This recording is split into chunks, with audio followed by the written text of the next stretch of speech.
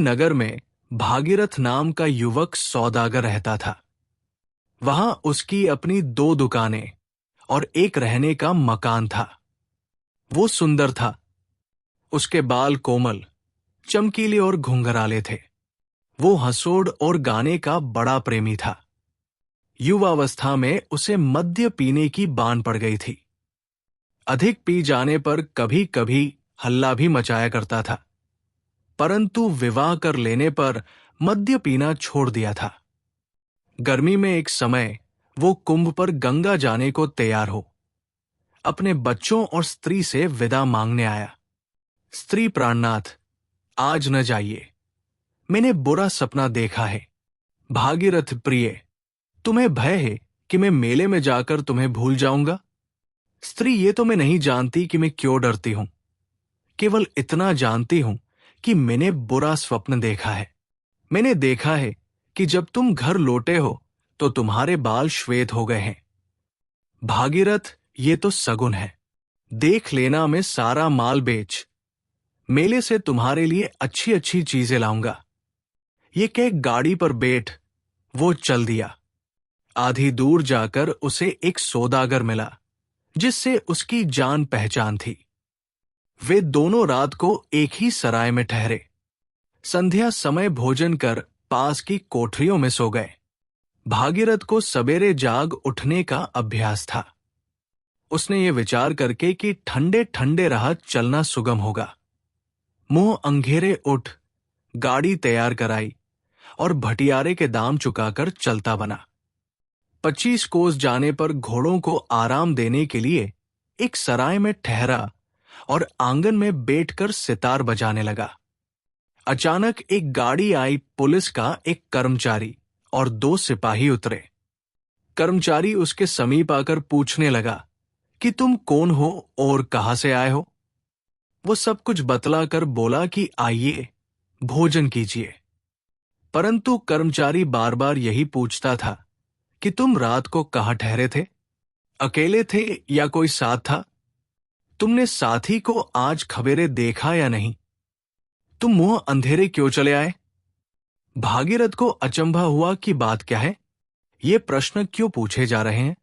बोला, आप तो मुझसे इस भांति पूछते हैं जैसे मैं कोई चोर या डाकू हूं।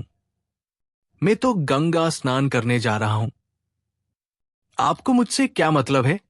कर्मचारी, में इस प्रांत का पुलिस अफसर हूं और ये प्रश्न इसलिए करता हूं कि जिस सौदागर के साथ तुम कल रात सराय में सोए थे वो मार डाला गया।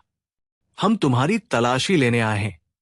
ये कह वो उसके असबाब की तलाशी लेने लगा। एकाएक थैले में से एक छुरा निकला।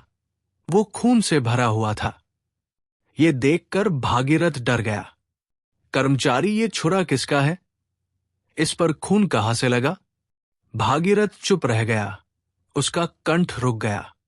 हिचकता हुआ कहने लगा, मेरा नहीं है, मैं नहीं जानता। कर्मचारी, आज सवेरे हमने देखा कि वो सौदागर गला कटे चारपाई पर पड़ा है। कोठरी अंदर से बंद थी, सिवाय तुम्हारे भीतर कोई न था। अब ये खून से भरा हुआ छुरा इस थैले में से निकला है। तुम्हारा मुख ही गवाही दे रहा है। बस तुमने ही उसे मारा है। बतलाओ, किस तरह मारा और कितने रुपए चुराए हैं? भागीरथ ने सौगंध खाकर कहा, मैंने सौदागर को नहीं मारा। भोजन करने के पीछे फिर मैंने उसे नहीं देखा।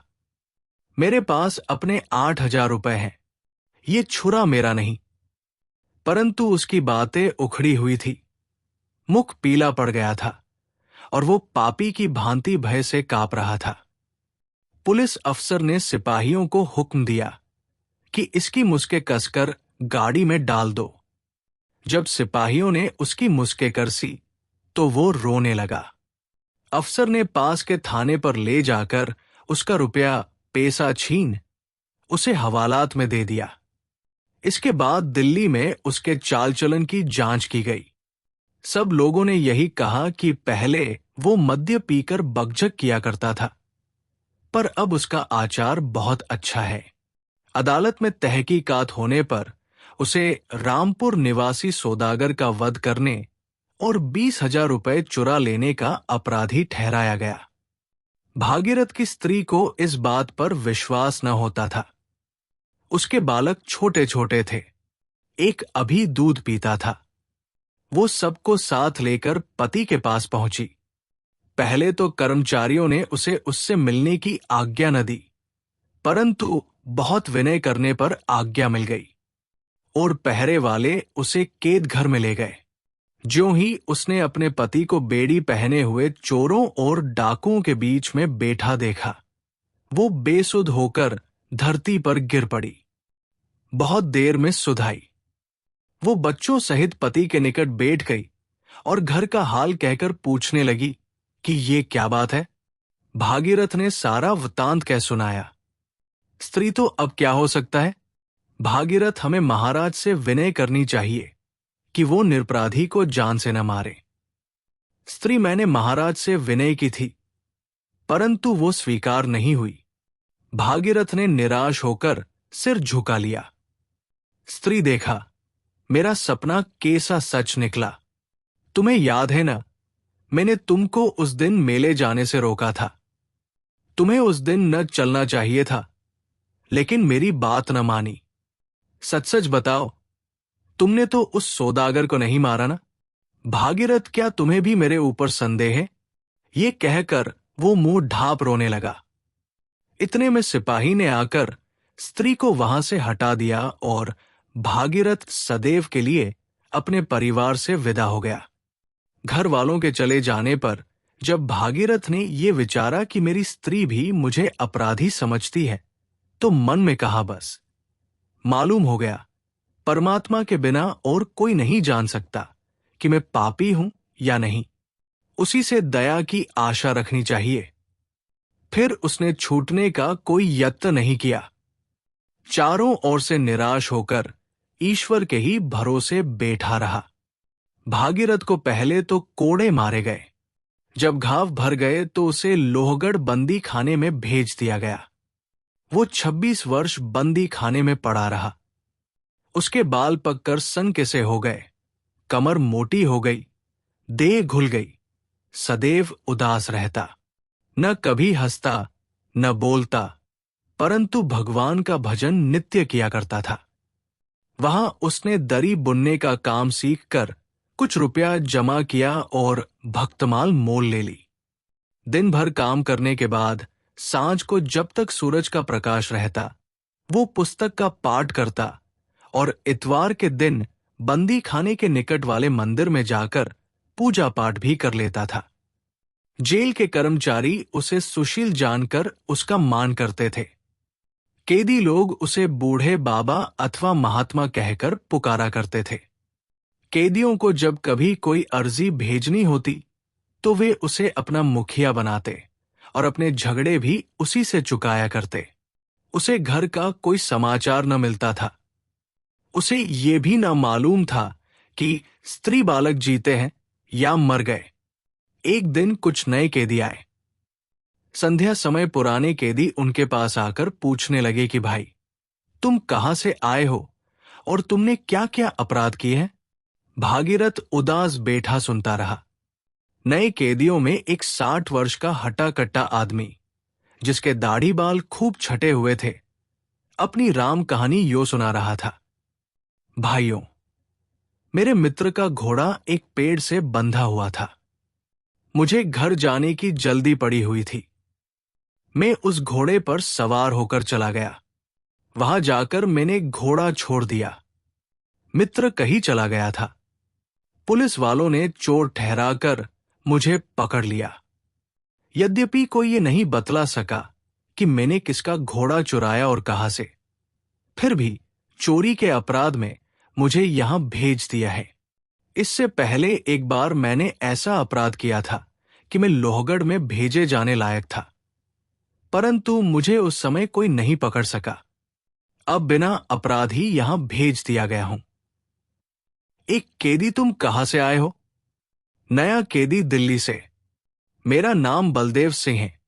भागीरथ भला बलदेव सिंह। तुम्हें भागीरथ के घर वालों का कुछ हाल मालूम है? जीते हैं कि मर गए? बलदेव जानना क्या? मैं उन्हें भली भांति जानता हूं। अच्छे मालदार है। हाँ, उनका पिता यही कहीं कैद है। मेरे ही जैसा अपराध उनका भी था। बूढ़े बाबा, तुम यहां कैसे आए? भागीरथ अपनी विपत्तिकथा न कही, केवल हाय कहकर बोला, मैं अपने पापों के कारण 26 वर्ष से यहां पड़ा सड़ रहा हूं। बलदेव, क्या पाप? मैं भी सुन। भागीरथ भाई, जाने दो, पापों का फल अवश्य भोगना पड़ता। हे, वो और कुछ न कहना चाहता था, परंतु दूसरे कैदियों ने बलदेव को सारा हाल कह सुनाया कि वो एक सौदागर का वध करने के अपराध में यहां कैद है। बलदेव ने ये हाल सुना तो भागीरथ को ध्यान से देखने लगा। घुटने पर हाथ मारकर बोला, वाह वाह, बड़ा अचरज है। लेकिन दादा, तुम तो बिल्कुल बूढ़े हो गए। दूसरे कैदी बलदेव से पूछने लगे कि तुम भागीरथ को देखकर चकित क्यों हुए? तुमने क्या पहले कहीं उसे देखा है? परंतु बलदेव ने उत्तर नहीं दिया। भागीरथ के चित्त में यह संशय उत्पन्न हुआ कि शायद बलदेव रामपुरी सौदागर के असली मारने वाले को जानता है। बोला, बलदेव सिंह, क्या तुमने ये बात सुनी है और मुझे भी पहले कहीं देखा है? बलदेव, वो बातें तो सारे संसार में फैल रही है। मैं किस तरह न सुनता? बहुत दिन बीत गए, मुझे कुछ याद नहीं रहा। भागीरथ, तुम्हें मालूम है कि उस सौदागर को किसने मारा था? बलदेव हंसकर, जिसके थैले में छुरा निकला वही उसका मारने वाला। यदि किसी ने थैले में छुरा छिपा भी दिया हो तो जब तक कोई पकड़ा न जाए उसे चोर कौन कह सकता है? थैला तुम्हारे सिरहाने धरा था। यदि कोई दूसरा पास आकर छुरा थैले में छिपाता तो तुम अवश्य जाग उठते। ये बातें सुनकर भागीरथ को निश्चय हो गया कि सौदागर को इसी ने मारा है। वो उठकर वहां से चल दिया, पर सारी रात जागता रहा। दुख से उसका चित्त व्याकुल हो रहा था। उसे अनेक प्रकार की बातें याद आने लगी। पहले स्त्री की उस समय की सूरत दिखाई दी जब वो उसे मेले जाने को मना कर रही थी। सामने ऐसा जान पड़ा कि वो खड़ी है। उसकी बोली और हंसी तक सुनाई दी। फिर बालक दिखाई पड़े, फिर युवावस्था की याद आई।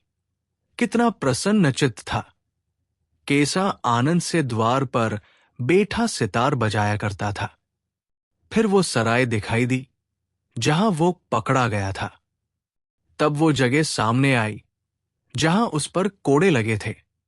फिर बेड़ी और बंदी खाना, फिर बुढ़ापा और 26 वर्ष का दुख। ये सब बातें उसकी आंखों में फिरने लगी। वो इतना दुखी हुआ कि जी में आया कि अभी प्राण दे दूं।